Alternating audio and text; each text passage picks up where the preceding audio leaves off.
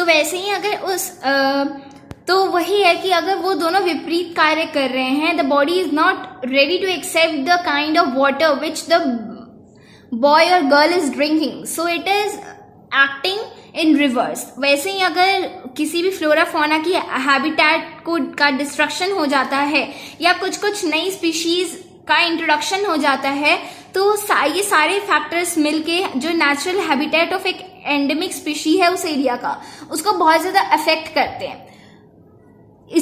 इसके वजह से भी it may result in the extinction of, ये रिजल्ट कर सकता है उन एंडेमिक स्पीशीज के खत्म हो जाने का, जो हुआ था डोडो, अ फ्लाइटलेस बर्ड के साथ।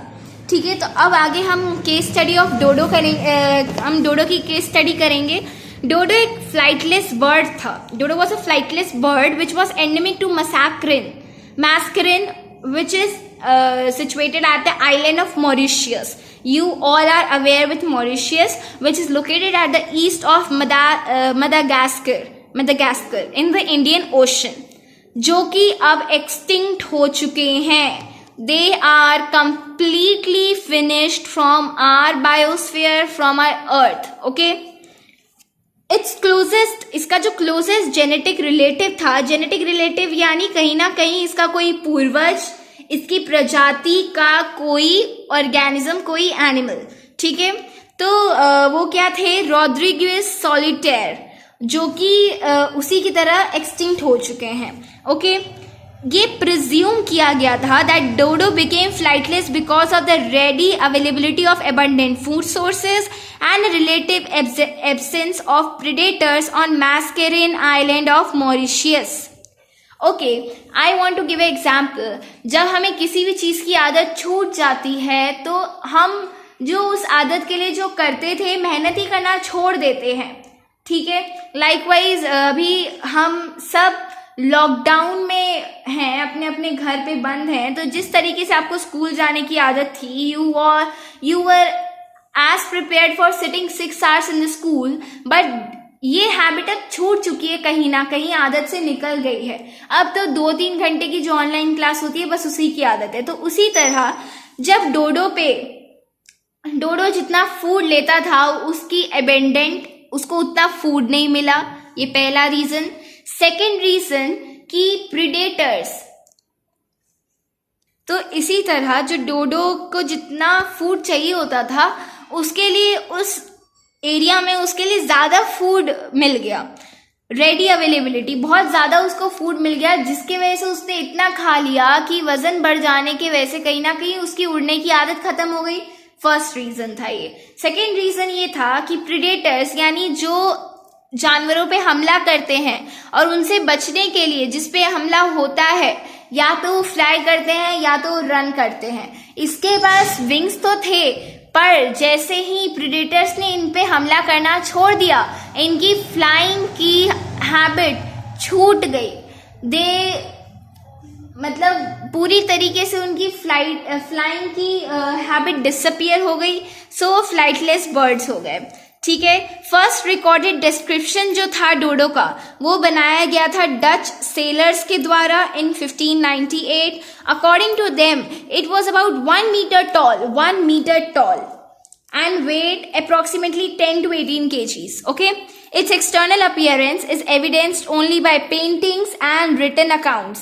उनकी जो external appearance है वो बस हमारे पास एक evidence की तरह रह गई है ड्यू टू उनकी पेंटिंग्स के द्वारा या उनकी रिटन अकाउंट्स के द्वारा। और वो रिटन अकाउंट्स किसके द्वारा बनाए गए थे? सेलर्स और 17th सेंचुरी, जिन्होंने विजिट किया था मैस्करिन आइलैंड को। Okay, because these vary considerably and only a few sketches are known to have been drawn from specimens in the wild, its true physical appearance remains a mystery. मतलब हमें कहीं ना कहीं बस एक हिंट के दौर पे उनकी कुछ पेंटिंग्स मिली हैं, तो हम उसे completely श्योर नहीं कह सकते।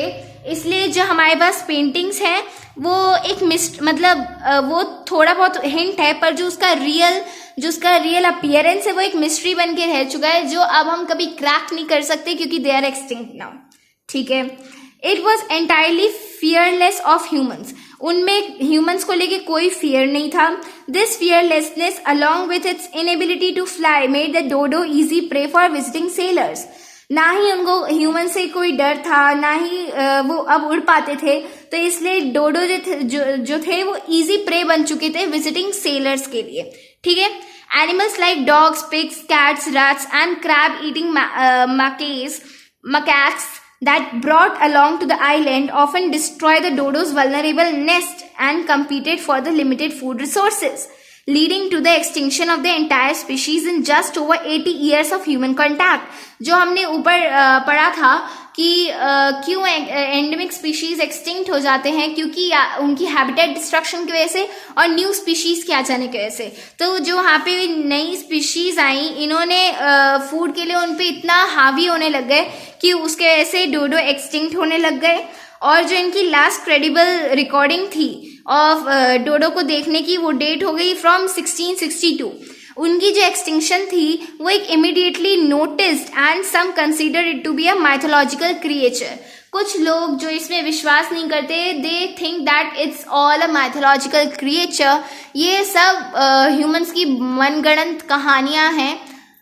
We are not going to do any discussion on that. Okay, let's talk some other species like dodo which are extinct or at the stage of becoming extinct। अब हम डोडो के तरह ही अलग एनिमल्स के बारे में पढ़ने जा रहे हैं जो या तो एक्सटिंक्ट हो चुके हैं या एक्सटिंक्ट होने के पूरी कगार पे हैं। तो एक्सटिंक्ट स्पीशीज वो होते हैं some species of plants and animals which do not exist any more on the earth, for example dinosaurs, dodo and etcetera.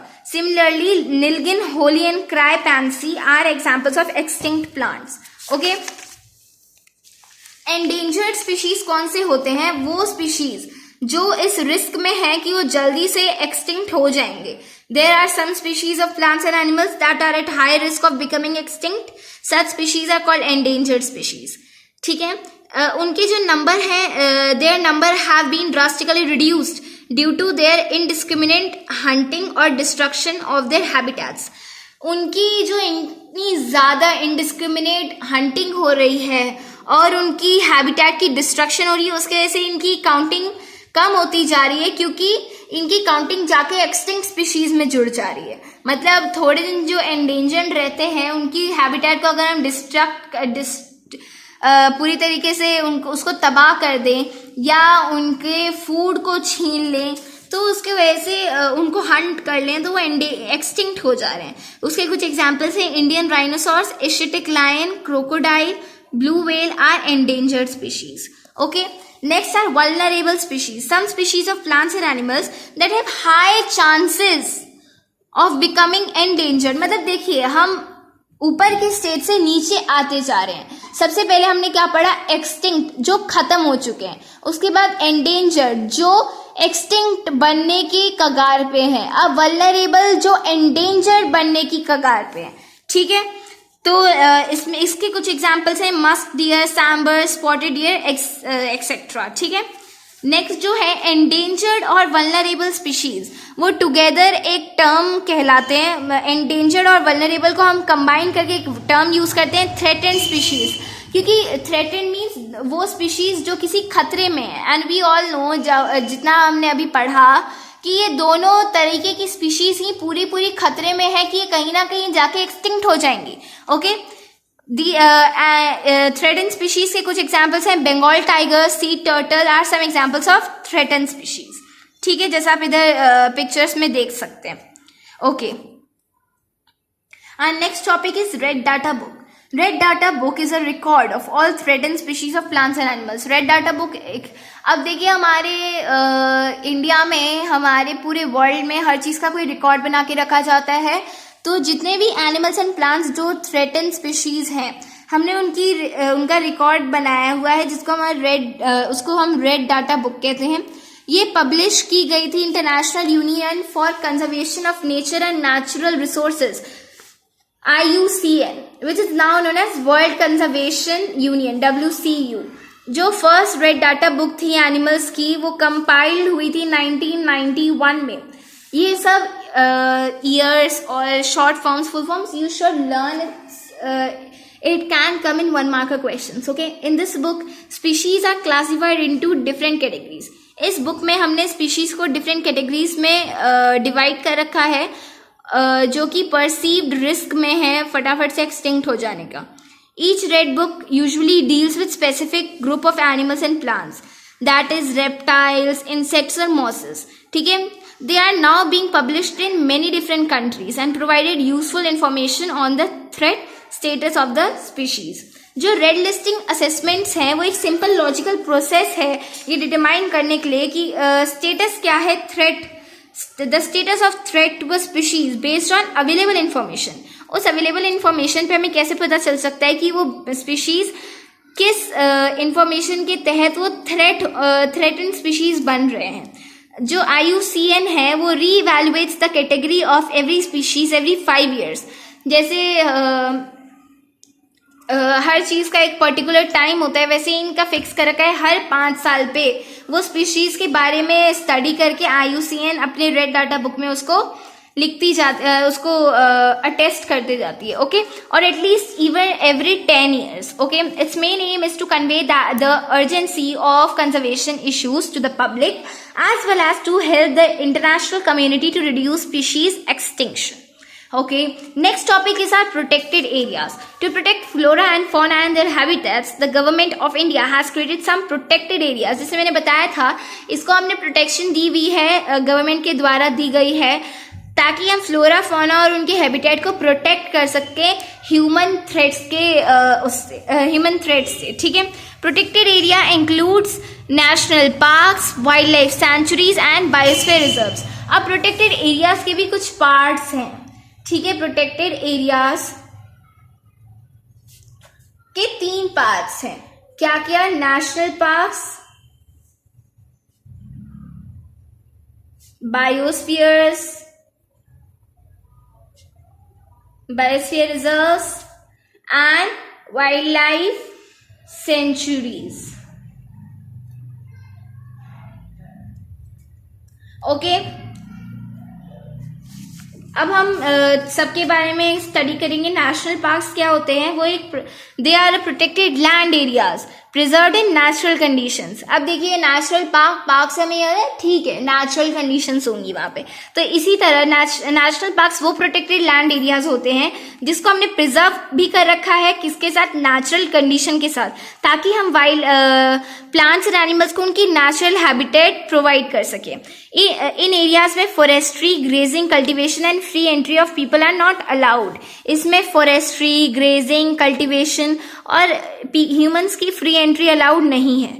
ना ही इसमें कोई प्राइवेट ओनरशिप है, क्योंकि प्राइवेट ओनरशिप में ये डेंजर है, ये खतरा है कि वो प्राइवेट कंपनी उसको अपने यूज के लिए मतलब उसका इस्तेमाल करेगी.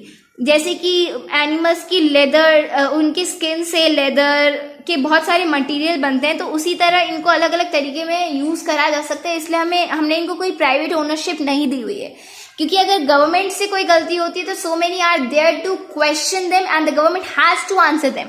ओके, ठीक है. इनके कुछ एग्जांपल्स हैं नेशनल पार्क्स के. Jim Corbett national park in Uttarakhand, it was first national park. ये फर्स्ट नेशनल पार्क था इंडिया में जो कि सेटअप हुआ था 1936 में. अब हमारे पास ये एक टेबल है जो हमारे पास हमें शो करता है कुछ important national parks in India. Okay,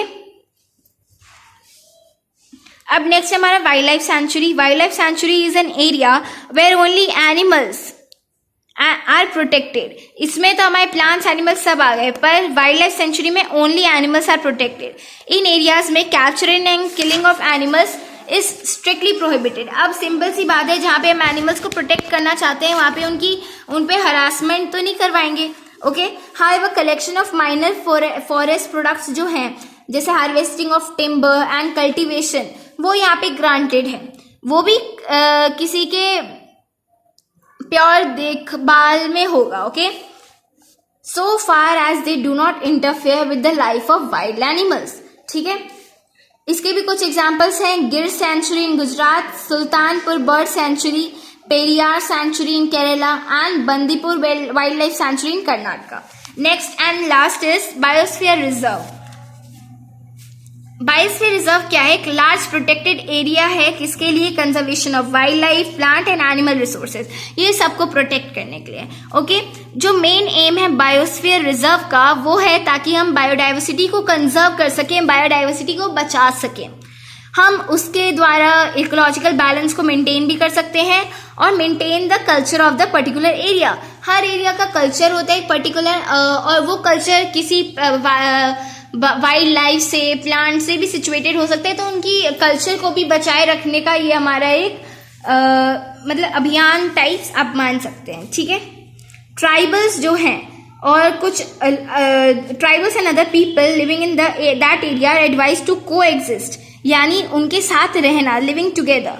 उनको हमने एडवाइस करा है कि वो को एग्जिस्ट करें, यानी they should live together and they should live together there only. Biosphere reserve में contain national parks and sanctuaries. देखिए, बायोस्फीयर रिजर्व एक पार्ट हो गया, उसमें वाइल्ड लाइफ सेंचुरी और नेशनल पार्क दोनों आ सकते हैं, क्योंकि जो बायोस्फीयर रिजर्व है वो नेशनल पार्क या सेंचुरी से बहुत ज्यादा बड़ा होता है। ठीक है, फॉर एग्जाम्पल जैसे पचमरी बायोस्फीयर रिजर्व है, include Satpura national park, Bori sanctuary and Pachmarhi wild life sanctuary. देख रहे हैं आप, बायोस्फीयर रिजर्व बहुत बड़ा होता है। ठीक है, ऐसे ही नीलगिरी बायोस्फीयर रिजर्व है, ये फर्स्ट इस्टेब्लिश हुआ था इंडिया में। ओके, ये कुछ मेन पॉइंट्स है जो हेल्प करेंगे आपकी जनरल नॉलेज को भी इंक्रीज करने में, और 1 मार्कर क्वेश्चंस में ऐसे क्वेश्चंस आ सकते हैं। अब नेक्स्ट है हमारा zoological park. It is also refers to as zoo. ठीक है, जूलॉजिकल पार्क हम जू को भी रेफर कर सकते हैं, जहां पे animals are protected by keeping them in special enclosures and cages for public exhibition. अब देखिए, जू वाली बात होगी, जैसे हम कभी जू, आप सब कभी ना कभी जू गए होंगे, वहां पे आपने देखा होगा केजेस में एनिमल्स को बंद करा होता है और पब्लिक उनको देख सकती है। वैसे ही यहाँ पे जूलॉजिकल पार्क्स में भी यही होता है, वहां पे एनिमल्स को एनक्लोजर्स या केजेस में बंद कर दिया जाता है ताकि वो पब्लिक एग्जीबिशन में हो सके, पब्लिक उनको आए और उनको देखे। ये एक अर्निंग का तरीका भी है। ओके, वो हाँ, उनकी हर नीड्स को देखा भी जाता है, क्योंकि अगर उनका अच्छे से पालन पोषण नहीं होगा तो वो उतनी अच्छी तरीके से एग्जीबिशन में नहीं दिख सकेंगे। ठीक है, जू बहुत ही अच्छा स्पेशल रोल प्ले करता है in creating awareness among people about the need to conserve nature. ये जू वगैरह में जाके मतलब लोगों में एक अवेयरनेस सी होती है कि हाँ, हमें अपनी बायोडाइवर्सिटी, अपने प्लांट्स, अपने एनिमल्स, उनकी वाइल्ड लाइफ, उनके नेचुरल हैबिटेट को कंजर्व करना चाहिए। as we create awareness that we should conserve water, we should conserve our nature, so उसी की तरह हमें हमारी वाइल्ड लाइफ को भी कंजर्व करना चाहिए। ठीक है, हमें अपने नेचर को भी कंजर्व करना चाहिए। नेक्स्ट है बोटानिकल गार्डन। वो it is a place where wide variety of plants and are cultivated for scientific, educational and ornamental purposes. ठीक है, अब देखिए, बोटानिकल गार्डन आप सबने सुना होगा, ऑर्नामेंटल पर्पसेस के लिए बहुत ज्यादा मशहूर होता है ये। तो ये यहाँ पे कल्टीवेशन होती है scientific, educational and ornamental purposes के लिए। ठीक है, आप छोटे छोटे कभी आपने सुना होगा, तो एक साइंस की बहुत अच्छी ब्रांच है बोटानिकल साइंस। ओके, उसमें आपको जाने को भी मिलता है, छोटे छोटे बोटानिकल गार्डन्स होते हैं जहाँ पे scientific study, you can do scientific study. Okay, it often includes a library. Library is a collection of books. Likewise, botanical garden is a collection of plants. Okay, library, a herbarium, greenhouse and an arboretum. Arboretum क्या होता है? collection of trees only. जैसे herbarium वगैरह में छोटे छोटे plants भी होते हैं, पर arboretum में only collection of trees. Okay, these have been established to conserve rare and threatened plants. Nearly 1600 botanical gardens are all over the world. Botanical gardens also serve as seed banks. ठीक है, ये seed banks की तरह भी होती है कि अगर हम हर जगह एक छोटे छोटे बोटानिकल गार्डन खोल दें तो वहाँ के फार्मर्स या जो घर में ही प्लांटेशन करते हैं उनके लिए सीड बैंक्स हो सकते हैं एक तरीके से। They have reserves of seeds of several species of plants. उनके पास several species of plants की seeds का रिजर्व है। Okay, Okay, our next topic is Project Tiger. Tiger hunting आप सब सुनते हैं कि पहले के टाइम में राजाओं महाराजाओं के लिए fun and it was a game like, वो खुद में शर्त लगाया करते थे कि हम इतने एनिमल्स मारेंगे, आप इतने एनिमल्स मार के दिखाइए, ठीक है। तो it was a fun and games in the time of maharajas, और वो कंटिन्यू हुआ कब तक, till British rule in India. Year 1969 में जो टाइगर्स का लिस्ट हुआ था, वो लिस्ट ऐसे किया गया कि उस स्पीशीज को ग्रेव डेंजर था, और 1970 में total ban was imposed on tiger killing by the government. Realized that only a few tigers were actually left. According to first tiger census conducted in 1972, the population of tiger was found little more than 1800. अब आप ही सोचिए, इतनी कम population tigers की, मतलब tiger कितने खूंखार जानवर माने जाते हैं, उनकी इतनी सी पॉपुलेशन, हमें उसको ठीक करने के लिए कुछ तो करना पड़ेगा, इसलिए गवर्नमेंट ने बैन लगाए किलिंग ऑफ टाइगर्स पे। It was estimated that at the starting of 20th century the population of, तो फिर हमने 20th सेंचुरी में जब सेंसस की तो हमें पता चला कि पॉपुलेशन की टाइगर्स की पॉपुलेशन बढ़ के 20,000 to 40,000 होगी, ये ठीक है। ये खुशी की बात है कि हमने बैन लगा के हमें कुछ फायदा हुआ। Project tiger was launch by government of India in 1973 to save tigers from extinction due to poaching, ठीक है। पोचिंग यानी जो उनकी किलिंग होती थी, और राजाओं महाराजाओं के टाइम क्या होता, किल करके उनकी स्किन को एज अ एग्जीबिशन वो अपने घर में टांग दिया करते थे। अगर आप पहले की पिक्चर्स देखें गूगल पे तो you will see it's very fancy types, okay. ये सब पहले के लिए बहुत फैंसी हुआ करता था। वेरियस टाइगर रिजर्व्स बनाए गए कंट्री में। आज के डेट में 20 tiger reserves in 17 states of India, ठीक है।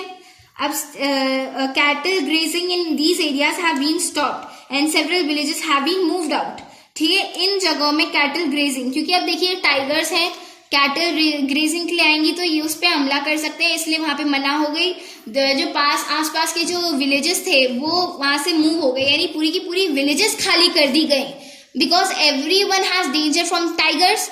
तो पूरी की पूरी विलेजेस लोग खाली करके वहां से हट गए, ठीक है। This project has help in strengthening the habitat and thus the increase in tiger population.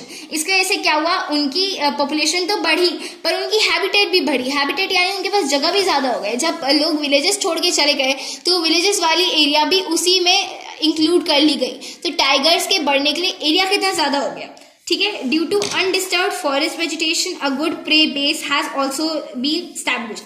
Due to this the number of other wild animals has also increase. दूसरे वाइल्ड एनिमल्स के भी नंबर इंक्रीज हो गए। अब साथ ही साथ आप इस मैप को देखिए, मैप को स्टडी करिए, इसका इंडेक्स है tiger reserves.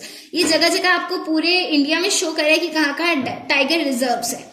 It was project tiger के तहत हुआ था ये सब, ओके।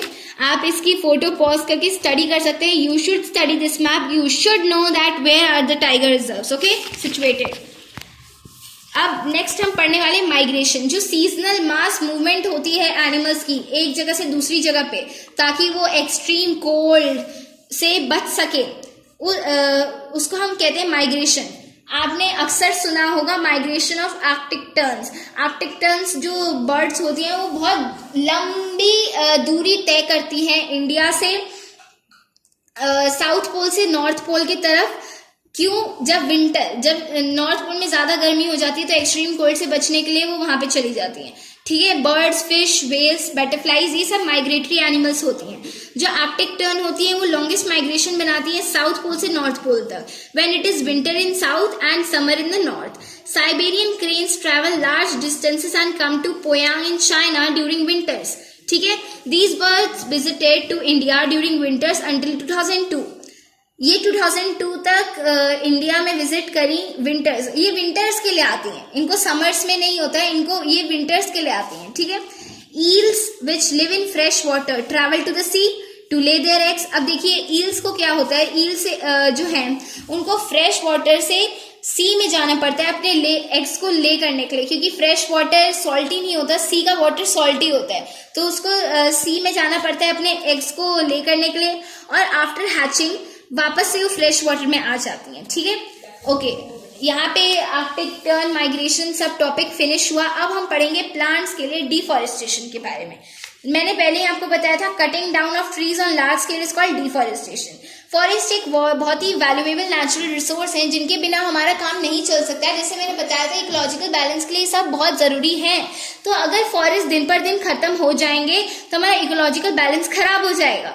और डिफॉरेस्टेशन के बहुत सारे एडवर्स इम्पैक्ट्स हैं हमारे एनवायरनमेंट पे। जैसे कि जब हम डिफॉरेस्टेशन करते हैं तो प्लांट्स के खत्म हो जाने की वजह से एनिमल्स को खाना नहीं मिलता, और एनिमल्स को खाना नहीं मिलता तो वो फिर मरने लग जाते हैं। सेकेंड पॉइंट है कि जब फॉरेस्ट खाली हो जाएंगे तो हंटर्स के लिए बहुत आसान होगा कि वो एनिमल्स को दूर से ही ढूंढ के और उनको प्रे बना ले, उनकी हंटिंग कर ले।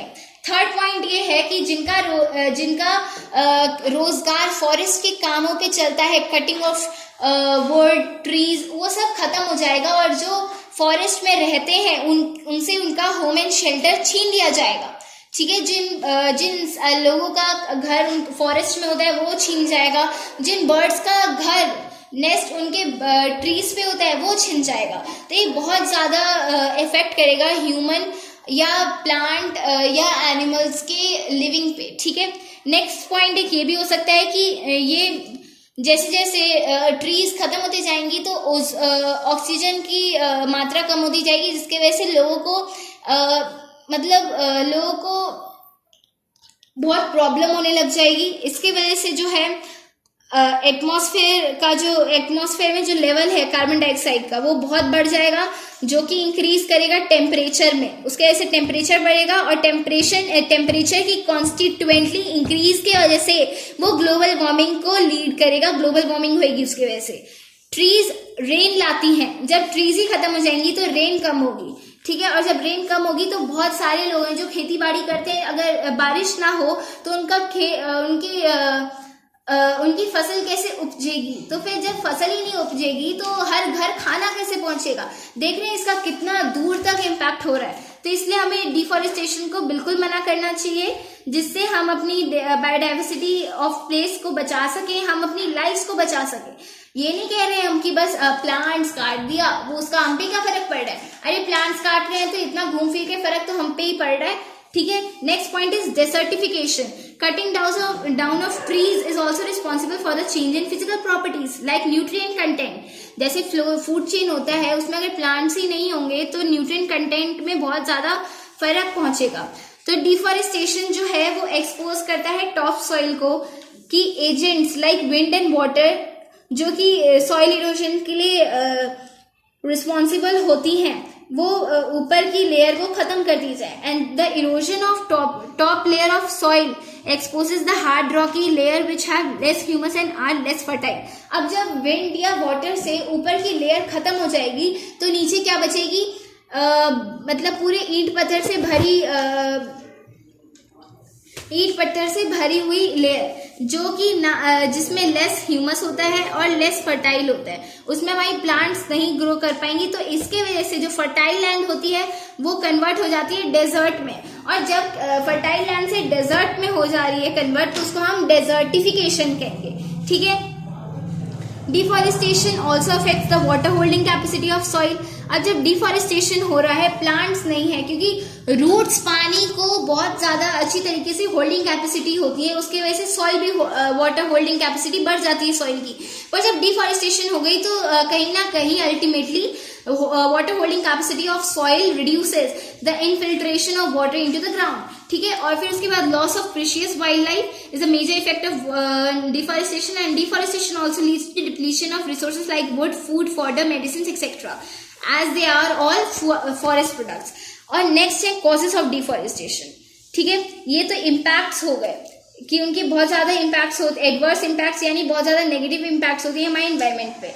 अब कॉजेस क्या है, रीजंस क्या है डिफॉरेस्टेशन के?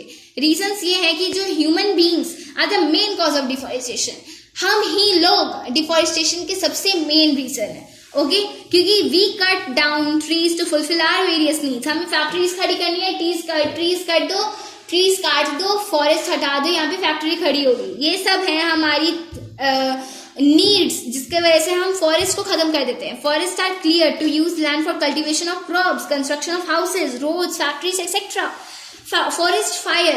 फॉरेस्ट फायर जो है एक नेचुरल कॉज ऑफ डिफॉरेस्टेशन है. एक तो ह्यूमन बींग्स हो गए मेन कॉज ऑफ डिफॉरेस्टेशन, और एक नेचुरल कॉज है फॉरेस्ट फायर. हर टाइम जब नेचर को अपने क्लीनिंग करनी होती है एक तरीके से, तो नेचुरल तरीकों से हमारी जो बायोडाइवर्सिटी है उसको खत्म करने की कोशिश करते हैं. फॉरेस्ट फायर भी एक वही नेचुरल कॉज है डिफॉरेस्टेशन का. Natural disasters like flood, earthquakes and droughts, paste and functions. Reforestation जो कि हमारे चैप्टर का सेकंड लास्ट टॉपिक है. रिफॉरेस्टेशन क्या होता है? अब हमने डिफॉरेस्टेशन तो कर दिया, पर अब जब हमें पता चल रहा है डिफॉरेस्टेशन के इतने एडवर्स इम्पैक्ट्स होते हैं, तो अपनी गलती मान के उसको सुधारने का तरीका है reforestation. The planting of new trees where forest have been destroyed is called reforestation. Natural reforestation takes place if the destroyed forest area is left undisturbed. अगर वहां की लैंड को अनडिस्टर्ब छोड़ दिया जाए तो नेचुरली वो लैंड रिफॉरेस्ट्रेट हो जाती है, नेचुरली वहां पे प्लांट्स उगने लग जाते हैं. पर इसमें बहुत लंबा टाइम लगता है, इसलिए सही बात यह है कि आप खुद से ही उधर प्लांट्स उगा दें. लास्ट टॉपिक है फॉरेस्ट कंजर्वेशन एक्ट, जो कि शुरू हुआ था 1927 में, and wild life protection act 1972. ये डील करता है कंजर्वेशन ऑफ फॉरेस्ट के साथ. The main aim of these acts is to preserve and conserve forests and to meet the basic needs of people living there. ठीक है, ये सब act बनाए गए हैं लोगों की आंखें खोलने के लिए कि उनको अपनी गलती का एहसास हो और they start conserving the nature. क्योंकि देखिए नेचर, जैसे मैंने स्टार्टिंग में बताया, everything is very important for the ecological balance. देखिए ये समरी पॉइंट्स हैं, आप इसको पढ़ेंगे, it's very important, it's very useful for you. Okay, and देखिए इन सब चैप्टर्स का कुछ मतलब हिडन रीजन होता है आपकी मोरल वैल्यूज को बढ़ाने का. अब conservation of plants and animals ये सबको पता होता है, पर सब हिचकते हैं. अरे भाई हर जगह तो पेड़ पौधे कट रहे हैं, मैं क्या पागल हूँ कि जाके उगाने लग जाऊं? नहीं, ये चैप्टर्स ही बने हैं ताकि हम युवा पीढ़ी, new generations follow these rules and regulations, and they come to know this truth that plants are as important for the nature as human beings are. So इनसे आप अपनी moral values बढ़ाइए, आप plants उगाइए. You can start from your home. आप अपने घर पे ही छोटे छोटे गमलों में छोटे छोटे प्लांट से शुरू कर सकते हैं, फ्लावरी प्लांट से शुरू कर सकते हैं. उससे ऑक्सीजन की मात्रा बढ़ेगी, एक तरीके से होम डेकोरेशन हो जाएगा. ओके, तो ये कुछ तरीके हैं to conserve our nature, to conserve our wildlife, to conserve our flora and fauna. Okay, thank you students. Like, share and subscribe our videos and read it. If you have any doubt, you can contact us. Okay, thanks for watching our video.